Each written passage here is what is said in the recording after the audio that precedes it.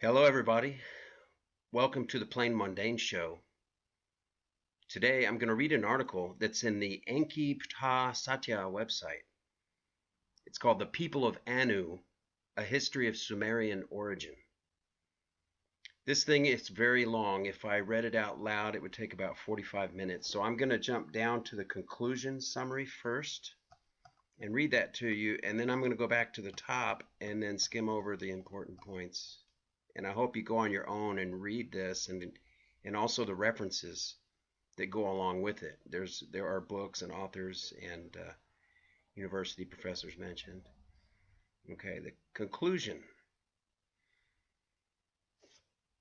Before I read this, I want to tell you the reason this article interested me is because if you've seen some of my other videos, I've been doing a lot of research on the Sumerian origins, the Hebrew origins, the Canaanite origin, Egyptians, and trying to find out if you get over the name changes where these stories run together and overlap. And you start to see where the Old Testament, for example, came along as a late book based on two other books, the Erra, Epos, and the Lamentations of Sumer. And basically, like when it describes the destruction in Babylon with anyway, I'll read the conclusion. You can come to that. But some of these things I might read might as a Christian or as Islamic, you might or Jewish, you might look at these and go, "Oh my God, I don't like this." But listen to it with an open mind because a lot of my study has guided me to this stuff. And here I find someone who's putting it down very well. So here we go. Conclusions. The story of the destruction of Sodom and Gomorrah in the Hebrew Bible is a late recast of a group of more ancient Mesopotamian historical records, which includes the Babylonian Erra Epos and the Lamentations of Sumer. The original texts recount a fierce conflict among the gods, and then bear witness to a great catastrophe that would bring all the sudden demise of the Sumerian civilization and force the Enkite gods to evacuate themselves from the earth. The devastating conflict recounted in the ancient text was, in fact, an ancient nuclear war, which broke out between two opposing factions of advanced extraterrestrials. The Anuistas, there's two words in here, folks. The Enkites are those who followed Enki, and the others, the Anuistas, are the ones who follow Anu. Okay, the Anuistas would resort to atomic weapons of mass destruction in order to defeat the Enkites and make them retreat from the earth. The evil wind, an ancient reference to the radioactive fallout caused by the atomic bombs, would desolate the cities of our gods and weaken their dominion over the region of Mesopotamia. Immediately, the extraterrestrials of the faction of Anu would invade the earth and take over some areas of the planet. They would war ruthlessly with the Enkites and sow chaos in the Middle East. Anu would establish a bastion of his Anuist cult in the region of Palestine under the Semitic pseudonym El. Meanwhile, his powerful celestial henchmen, allied with the infamous Dracos, would crush the Enkite resistance and take many of our gods as prisoners. From there arises the idea of the rebellious angels enchained in the abyss of the underworld in the apocalyptic literature of Judaism of the Second Temple period and the later New Testament. Fortunately, other gods of ours, Enki included, managed to escape in time and retreated from the earth, returning to their home in the constellation of Orion in order to prepare their future counterattack.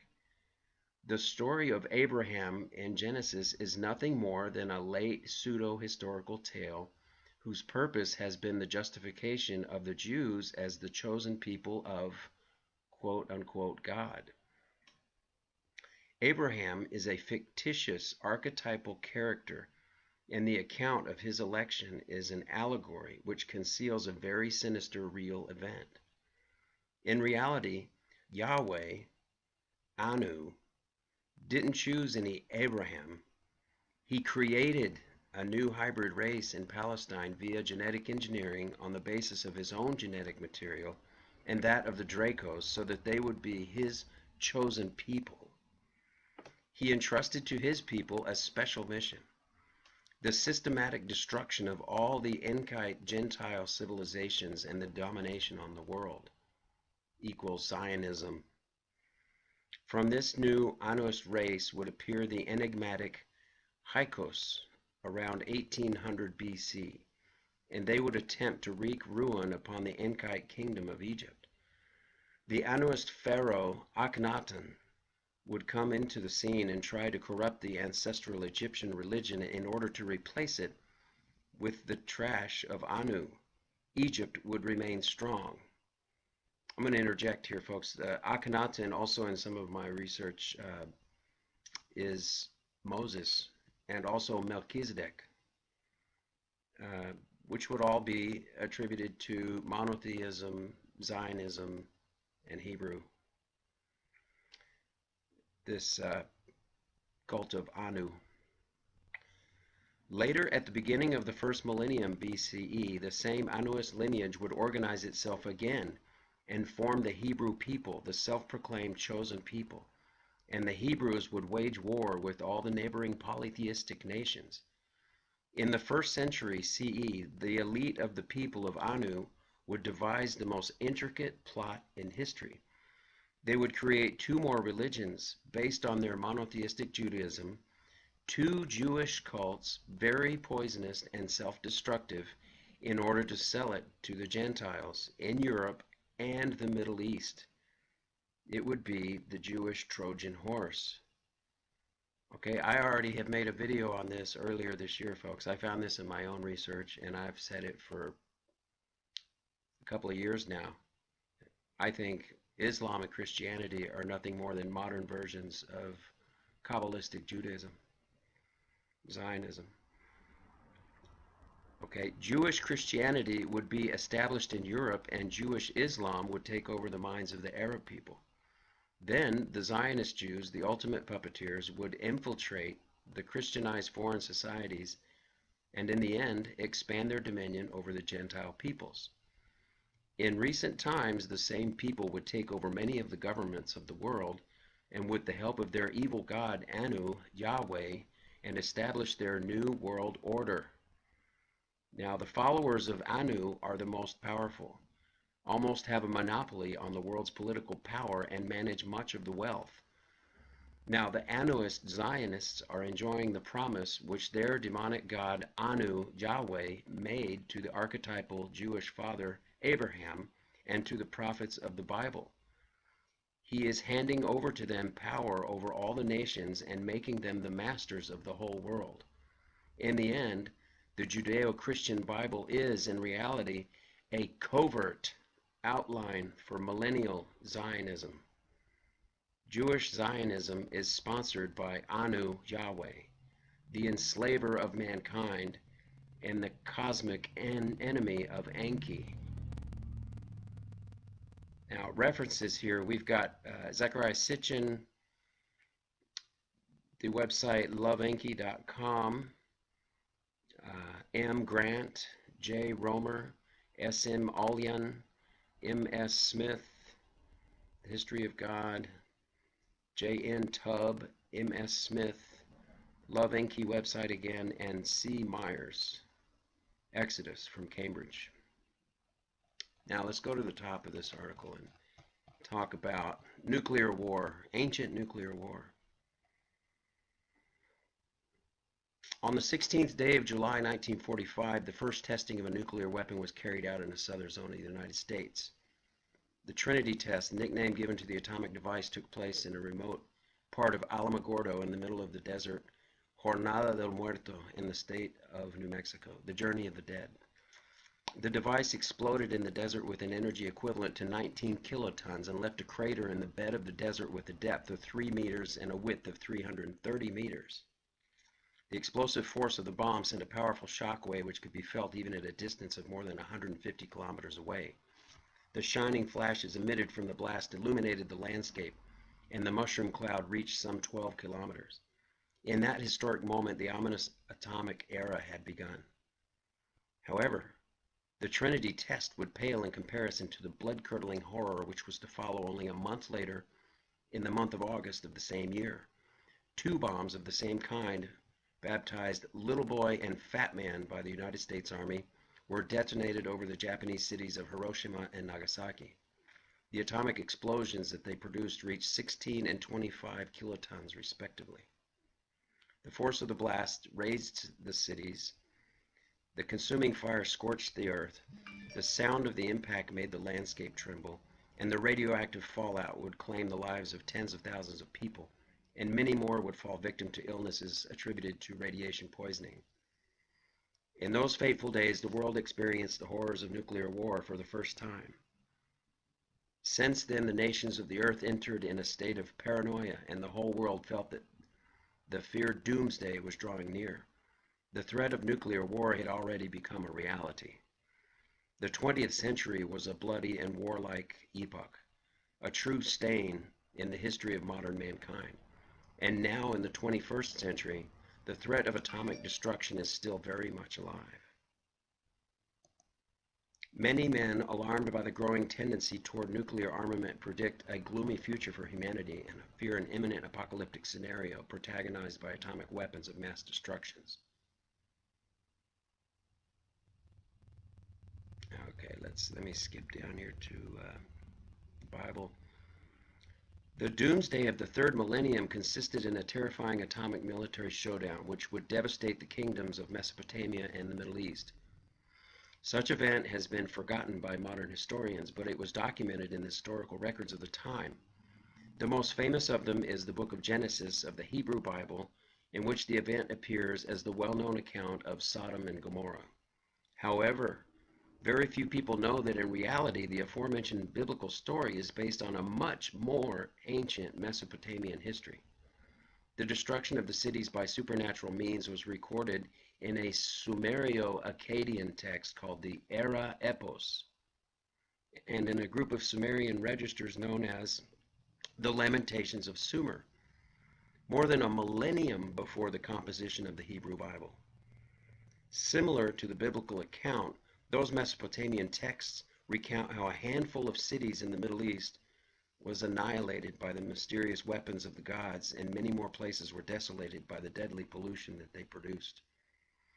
Seen from a modern perspective, the ancient documents record the first nuclear war on the history of Earth.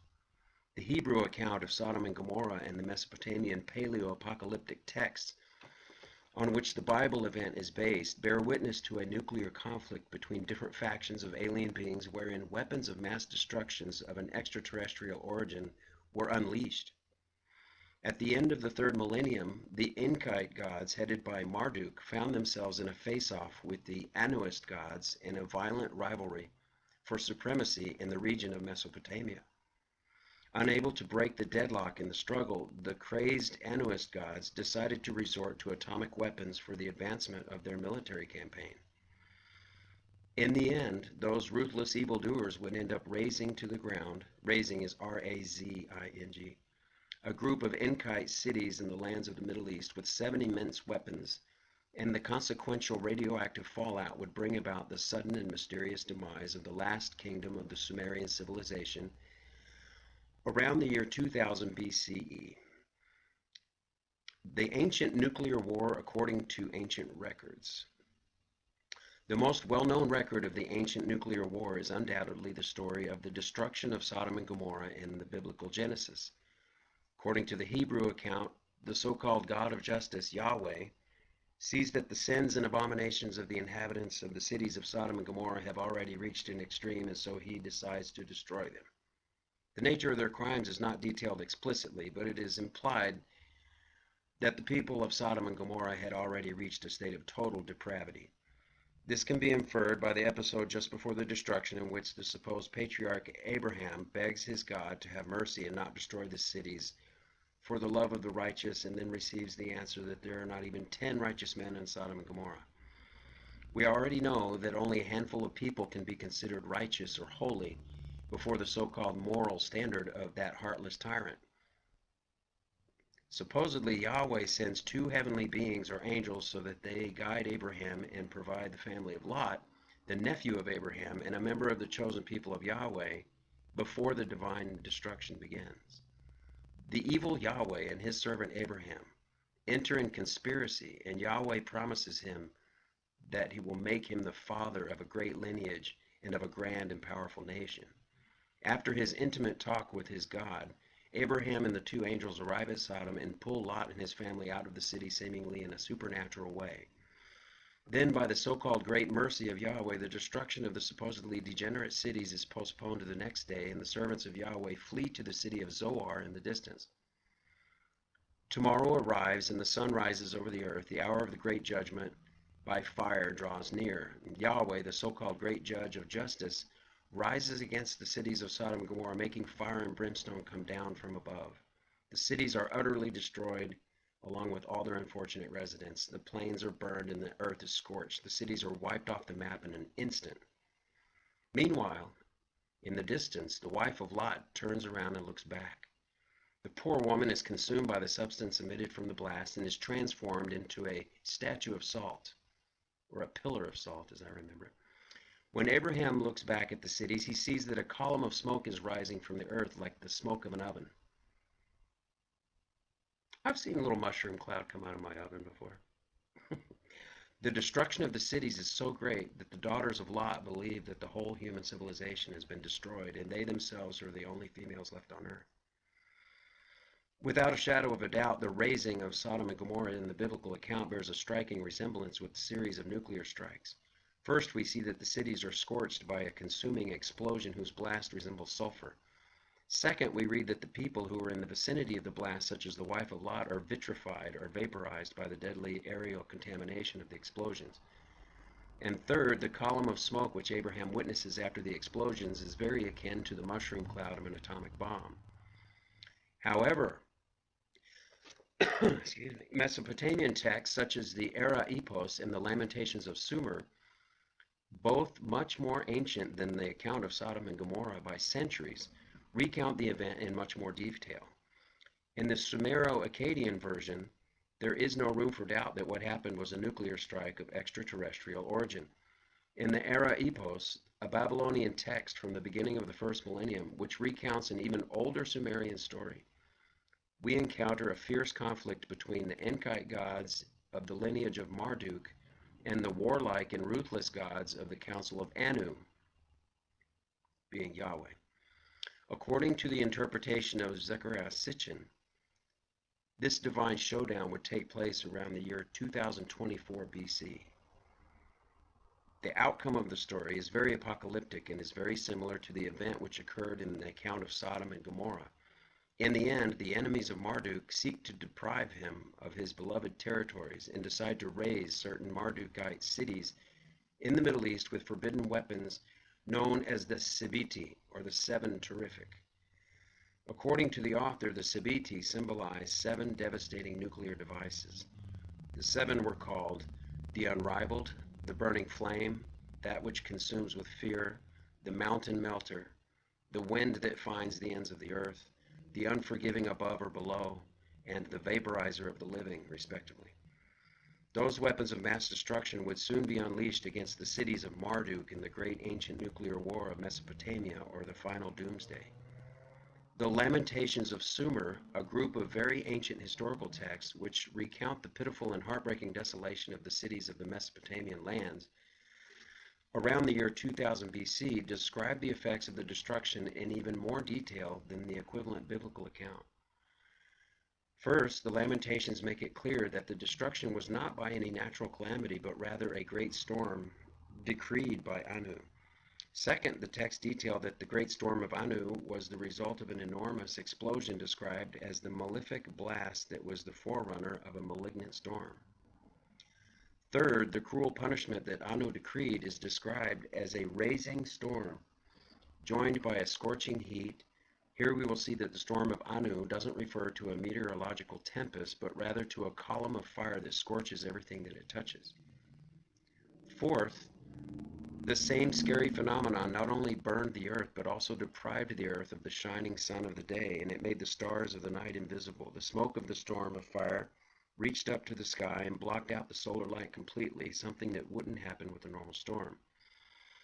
Fifth, in the following days an evil wind seized the inhabitants, made their faces turn pale, and made them cough up blood, and polluted the water of the rivers, making it bitter and deadly. Sixth, the text recount that after the razing of the cities, again R-A-Z-I-N-G, the agricultural fields and the prairies were contaminated and gave bad weeds and shriveled plants. All these descriptions are identical to the devastating effects of an atomic explosion. Certain areas in the Middle East were destroyed by atomic weapons of an extraterrestrial origin in a brutal war between the gods of the faction of Marduk and the enemy gods of the clique of the evil Anu. This history of the nuclear conflict between opposing extraterrestrial factions around the time of all the sudden disappearance of the Sumerian civilization would later be retold in form of the biblical account of Sodom and Gomorrah, in which the Hebrew god Yahweh would play the destructive role of Anu, his Mesopotamian precursor. Behold an excerpt from the literature of the Lamentations, which describes how the Sumerian cities were destroyed at the effects of nuclear strikes. It is a translation by the renowned Sumerologist Samuel Noah Kramer. On the land fell a calamity, one unknown to man, one that never had been seen before, one which could not be withstood. A great storm from heaven, a land-annihilating storm, an evil wind, like a rushing torrent, a battling storm joined by scorching heat. By day it deprived the land of the bright sun. In the evening the stars did not shine. The people, terrified, could hardly breathe. The evil wind clutched them. It does not grant them another day. Mouths were drenched with blood, heads swallowed in blood. The face was made pale by the evil wind. It caused cities to be desolated, houses to become desolate, stalls to become desolate, the sheepfolds to become emptied. Sumeria's rivers it made flow with water that is bitter. Its cultivated fields grow weeds, its pastures grow withering plants. The ruthless nuclear strike was ordered by Anu, the same degenerate being who in the Bible would supposedly wipe out Sodom and Gomorrah for their unforgivable sins, quote unquote. The Anuists were great enemies of Marduk, and therefore wanted to bring ruin upon his kingdom in the Middle East. On that fateful day, they took possession of the 7 terrific weapons and flew over the Mardukite cities and the surrounding mountains. Once over their targets, the Anuists launched the 7 nuclear devices and detonated them over the regions which would later come to be known as Sodom and Gomorrah in the Hebrew tradition. Those cities loyal to Marduk were annihilated by the scorching storm of fire and sulfur that would follow the tumultuous explosions, and many of their unfortunate inhabitants would be consumed by the deadly flames of the thunderous blast. A dark smoke rose up into the air, and the sky blackened. In the following days, a nuclear winter would block out the solar light, and the stars of the night would no longer be visible. In the following months, the deadly radioactive fallout would spread throughout the lands of Mesopotamia like a wind of death, and reach even the cities of the Enkite gods in the east. The radioactive wind would poison the residents of the cities, desolating them completely, and people would fall like flies when they breathed in the polluted air and drank the radioactive water. The vegetation of the fields would shrivel up and the harvest would no longer bear any fruit. In the end, the unprecedented destruction inflicted by the Mesopotamian nuclear war would bring about the sudden and mysterious demise of the Sumerian civilization. The divine conflict between Mardukites and Anuistas had now evolved from a small family rivalry among brothers and cousins into an outright war. The Lamentations recount that Enki and the gods of his lineage left behind their terrestrial sanctuaries, took refuge in the mountains, and in the end fled to the sky. So all the important gods were evacuated from Uruk. They kept themselves far from her. They hid themselves in the mountains. They escaped to the faraway plains. The father Enki himself kept away from the city as if it were an alien city. For his desolated city he wept bitter tears. The great lady of the city, Ninki, flying like a bird, left the city. Here we see that the radioactive fallout even affected the gods. Unfortunately, they found themselves forced to abandon their abodes on earth in order to avoid the deadly wind. Our Enkite gods boarded their spacecrafts, flew up to the top of the sky like birds, and returned to space. Their evacuation was complete. The ancient nuclear war would mark the beginning of a new age in the history of the world. With their bastions in Mesopotamia weakened, the Enkites would end up losing their hegemony in the Middle East and give up more and more terrain to the Anuists. The noble kingdoms of Babylonia and Egypt would keep themselves faithful to their great god Marduk and remain as powerful bastions of the Enkist spiritual current for many centuries. However, the Anuists had already taken advantage of the opportunity to establish themselves on Earth. The henchmen of Anu took over many regions of the Middle East and managed to infiltrate many governments. Thus was the beginning of the age of Ares, A-R-E-S, an astrological era characterized by strife, warlikeness, and violence. The Anuists would continue their fierce onslaughts against the Enkites and in the end triumph over our gods in a battle. A moment of unbearable sadness and anguish for humanity had arrived. Some of our gods were captured and bound by the evil Anuist invaders. They were enchained and imprisoned in dark dungeons in the depths of what was called the underworld. Unfortunately, they became prisoners of war. In their infernal cells, our gods no longer had their freedom of movement on a physical level, although they still were able to move to other places temporarily in their astral bodies. I'm going to skip down to the next. The origin of the Hebrew people. The Jews are an enigmatic people, even though their origin as a nation is shrouded in mystery. The Hebrew people, the sacred book of Judaism, claims that the Jewish people have their roots in the lineage of Abraham, the first patriarch of the Hebrew race supposedly elected by Yahweh to be the father of his chosen people. According to the biblical account, the choosing of Abraham takes place just before the razing of Sodom and Gomorrah, which would place the date of his birth around the final decades of the 22nd century BC. In the end, Yahweh makes a pact with Abraham and promises him that he will be the father of a great messianic nation which will reign over the world. However, a painstaking study of the story of Abraham will reveal that the well-revered father of the Jewish people cannot have been a real person, but rather a fictitious patriarch. Folks, I want to interject. I have found that also by studying, I'm not going to go back into details and name all my sources. You go look. But when you study all of these different records, you find out that it is a metaphorical archetype. Okay, back to the reading. The ancestral progenitor of the Jews didn't really exist.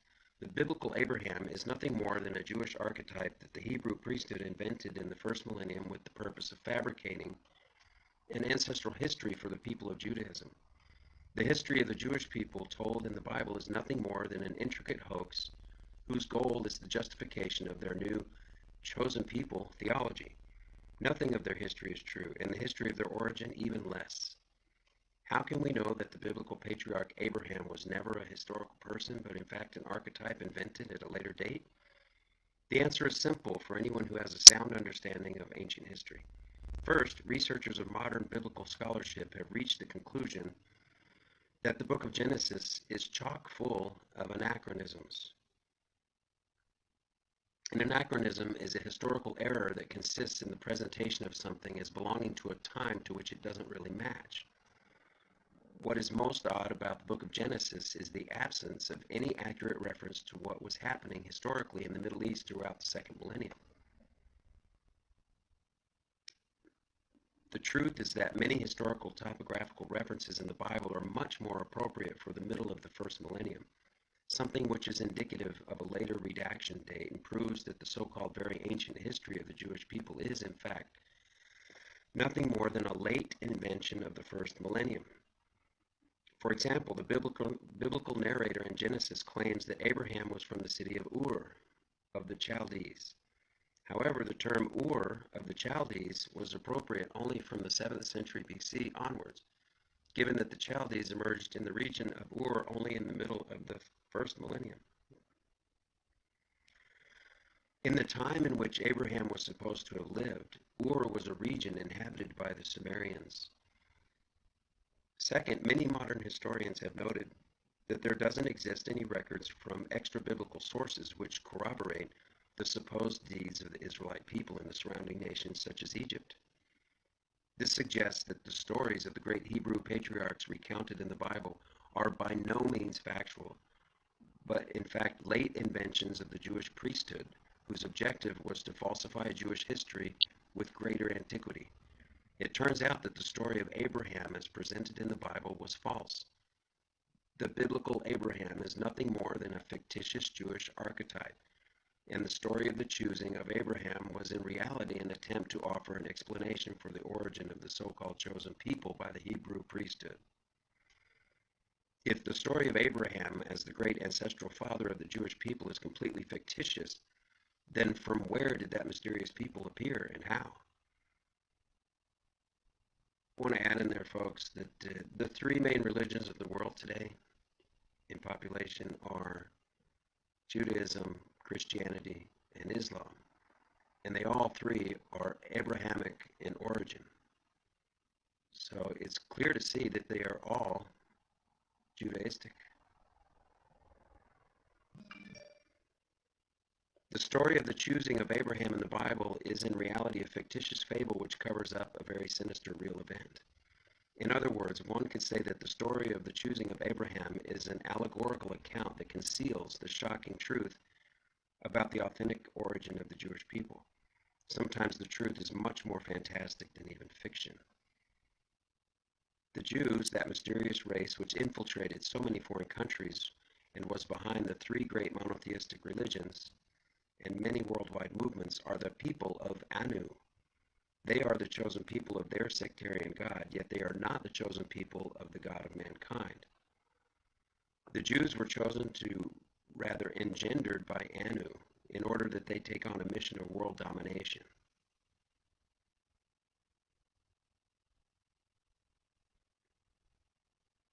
His cult would take root in all the Levantine regions, and Anu El would be worshipped as the main god by Western Semitic people such as Phoenicians, Amorites, and Canaanites. In the Semitic religion of the second millennium, the cult of El was characterized by human sacrifice and ritual infanticide, killing of babies. Does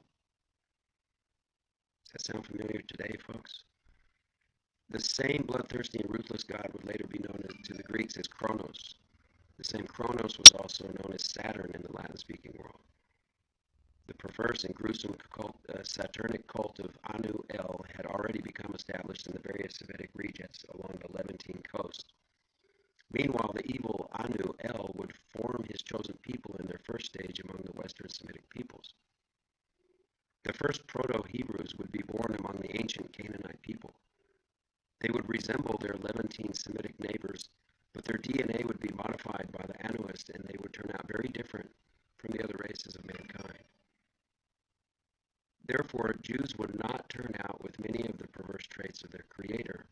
The Jewish people were created by the Anuists as a new race, and into them was implanted the genetic material of their god, Anu, and also that of another extraterrestrial species known as the Dracos, or Saurians, or the reptilians.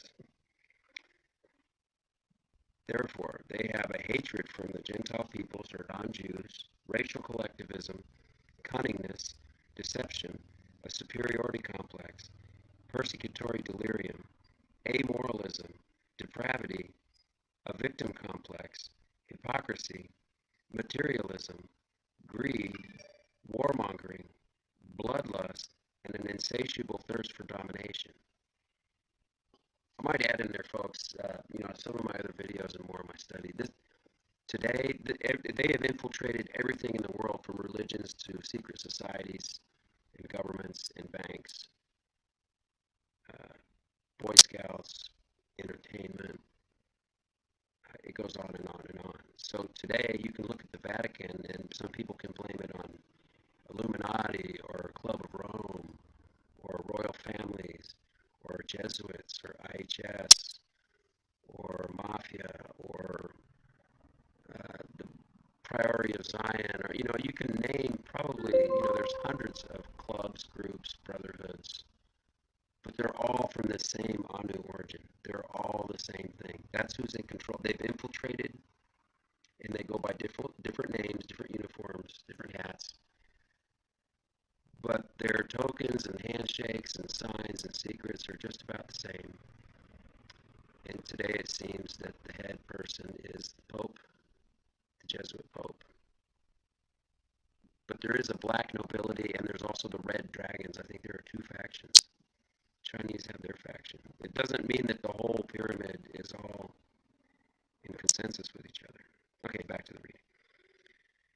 In the end, the original Jews were made in the image and likeness of their degenerate god, Anu El, and so have they inherited many of his physiological characteristics. The DNA of the Dracos that was also added has given the Jewish people a certain perverse, cruel, and ruthless mindset. It is for something that the elites of Jewish rabbinate say that Jewish blood is not the same as Gentile blood and claim that Jews and Gentiles are two different species. I want to interject again, folks, here. I've had my blood tested, and I have some Jewish blood. I wasn't raised Jewish. I was raised as a Christian. But somewhere in generations back in my family, I have that.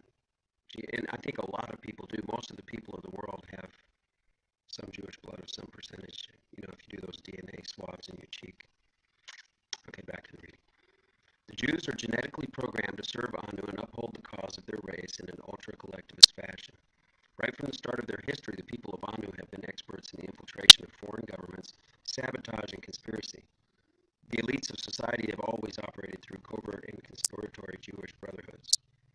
It is not known for sure when the preferred race of Anu was created by the gods of the Anuist faction in the region of Palestine.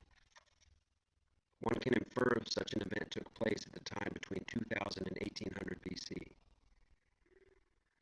The reason for which we can arrive at such a conclusion is because the mysterious invader race known as the Hyksos, Hyksos, would appear in history for the first time around the year 1800 BC. Okay.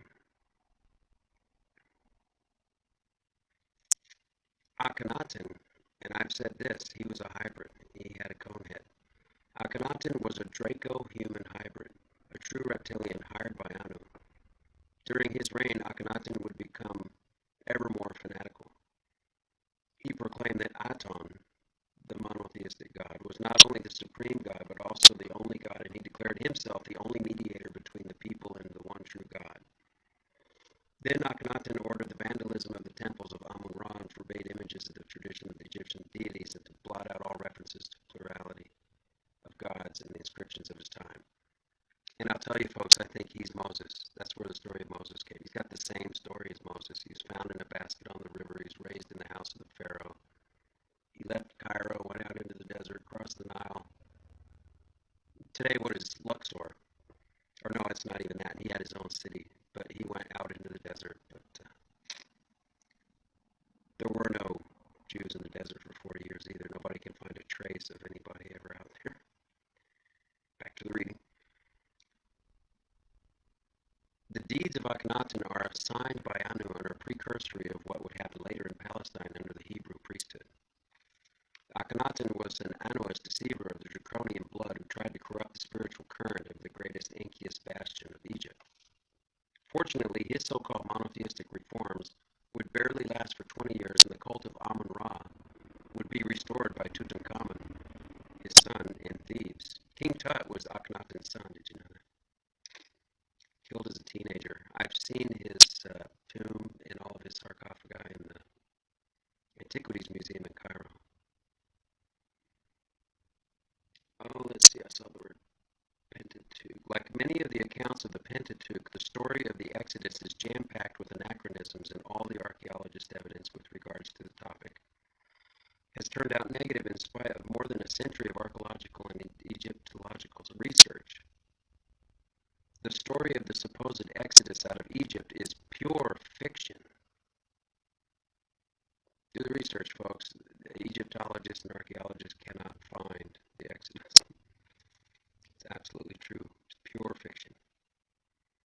I'm just about done here, folks. There's nothing really more to say. I hope you go read these. Look at the links.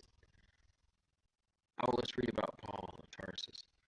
In the 1st century CE, the kingdom of Babylonia had already fallen, and the land of Israel was already subjected to the Roman Empire. The Greek influence was also very present in the regions of Levant. The Hebrew army was already weakened, and the country was on the verge of its demise. Remember, folks, when you have all these different lands and cultures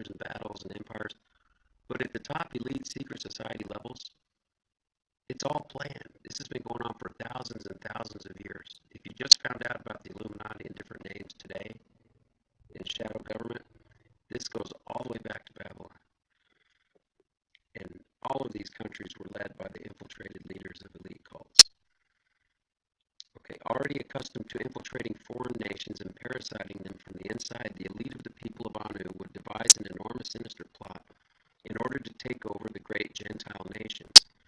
An enigmatic Jewish Pharisee with Roman citizenship known as Paul of Tarsus would appear in Palestine in the middle of the 1st century and would claim to have received a prophetic vision from a certain Jesus of Nazareth on the road to Damascus. This so-called apostle of the Gentiles, who had never even known the mythical Nazarene in person, claimed to be a messenger of the truth and founded a new Jewish sect oriented toward the Gentiles. I'm going to interject here. I believe that Christ incarnated and came to Palestine, but he had a near-death experience, escaped after his first crucifixion, lived in India, went back toward the Himalayas, was all over the place after that, lived to a ripe old age, even got crucified twice. So I don't believe he's completely a fictional character. His personage in his life was just used to form Jesus of the New Testament, which is the astrotheology of Tammuz. And that new sect that the Jews created would be later known as Christianity. It is interesting to note that the supposed great hero of Christendom, the Apostle Paul, was a direct disciple and employee of a certain Gamaliel, one of the highest members of the infamous Great Sanhedrin, the assembly of the elite Jewry in ancient Israel. It is interesting to note that also, even after creating the new Christian sect, Paul of Tarsus would continue to practice Judaism of his ancestors, which means he practiced blood sacrifice and infanticide. If I may leave diplomacy to one side and tell the truth exactly as it is, I can only say that Paul of Tarsus, the Jewish Pharisee, was a huge deceiver of Gentile peoples, a salesman of lies, a wolf in sheep's clothing, and an employee of the proto-Zionist Jewish conspirators of the Sanhedrin. And he was a henchman of Anu and his twisted clique. Folks, if you go back to my video, Is the Bible True? You look in the history, the stories of Paul and his travels in Greece. I've been through all those cities in Greece that he traveled and talked to, by the way. They came much later, and they were Roman edited and enforced, okay? That Bible in your hand is something really complex. The bizarre teachings of this new sect would be pure poison for his Gentile victims. First, they would teach an anti-life and self-destructive philosophy of total pacifism, undue altruism, blind obedience, obscurantism, abnegation of the ego, love for enemies, and even for those who oppress us, the relinquishment of any type of ancestral spiritual knowledge, the strange humiliation of oneself as a lost sinner, an unhealthy preoccupation with guilt and shame, fatalistic dependence, and an irrational fear toward otherworldly concepts such as the devil, hell, and final judgment. Christianity would end up turning millions of Gentiles into docile and submissive slaves with no fighting spirit and easy to dominate.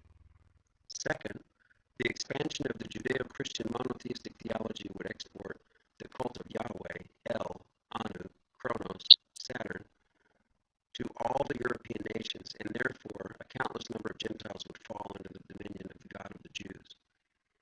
This would give the people of Anu a great deal of power, since later they would begin to manipulate the whole nations via their new poisonous religion. Judaism 2.0, supposedly from the very Nazarene himself, and only for the Gentiles. I'm telling you, folks, and then later went to Islam. So they could have duality and groups that would fight each other so that they could have wars until they get to their new world order. It's been in the plans for thousands of years, people, at least 4,000 years. Anu would send the same filthy archangel, Gabriel, a deceitful extraterrestrial of the Anuist faction known as Jibril in Arabic, so that he would reveal to Muhammad the new truth of God and create a new Abrahamic religion. Islam would embrace the teaching of the holy war against the infidels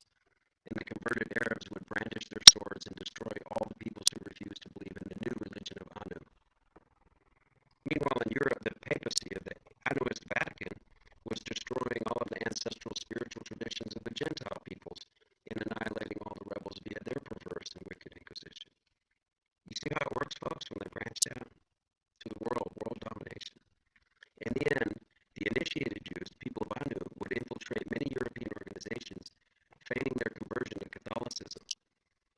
Folks, look at the royal families. Take the shield of the supposed Windsor family, which is the, what is it, Mountbatten family. Look under the paw of the lion, and you'll see the Star of Remphan, aka the Star of David. They're Jews, but they're allegedly all Christians. You know, all of the royal families in Europe were infiltrated by these Canaanite tribes. The Vatican has always been a mysterious organization with ties to the secret societies of Jewish occultism. In a nutshell, the Anoush Jews subdued, or in this case subdued, the European nations by their Zionist Trojan horse known as Christianity, and destroyed the ancestral cultures of the Middle East through their weapon called Islam. The people of Anu managed to monopolize political and intellectual power over the old world, Europe, via their Catholic religion. However, that means would not serve them forever. The strategy of Anuists is always evolving and adapting to the circumstances of the epoch. In modern times, the people of Anu would sketch their blueprints for a new covert project in order to expand their monopoly on power, and would conspire in order to infiltrate the governments of the New World, the Americas, via various secret societies. The next and final stage of their millennial conspiracy would be the infamous New World Order. All right, folks, I'm going to stop right there. I'm going to put the links below. Go read this whole thing. I can't read it all. You might have to read it and read it again. But I've been studying the Bible in college. I almost have a minor in it. I had to have a religion class every semester at my university. I studied Sumerian. I've read the Bible many times. I know it. And when you start to study all of these other cultures and their stories, Sumerian, Chaldean, Phoenician, Essene, Egyptian, I've been to Egypt, I've been to Turkey, I've been to Greece, I've been to the Parthenon, I've driven around where Paul went, and I know these places and these cultures and these people. This is all true, folks. Just let's blink back to reality today. You know, a lot of us are in a neighborhood where we go to our local church and we hear a minister telling us, praise Jesus, and thumping the Bible, and we feel like we're saved and our sins are really, this is the new Aquarian age, and I don't mean to sound like a new